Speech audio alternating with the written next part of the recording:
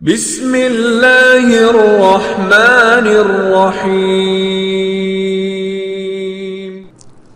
عبداللہ بن مسعود رضی اللہ عنہ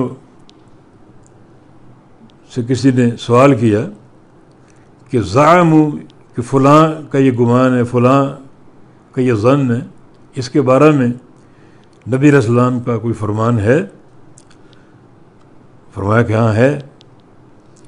آپ نے بتایا کہ بئس مطیۃ الرجل، ایک انسان کی سب سے گندی سواری زعموا ہے، فلاں نے فرمایا، اور فلاں کا یہ گمان ہے، فلاں کا یہ زعم ہے، اور فلاں کا یہ خیال ہے۔ سب سے گندی سواری یہ زعموا کا لفظ ہے،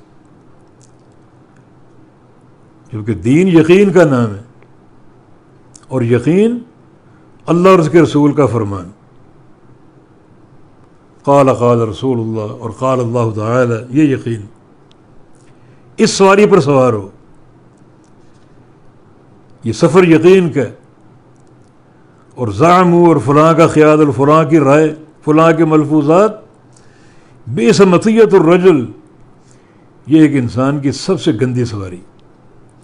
تو مشرکین مکہ نے اس زعم پر نبی علیہ السلام کی نبوت کا انکار کیا۔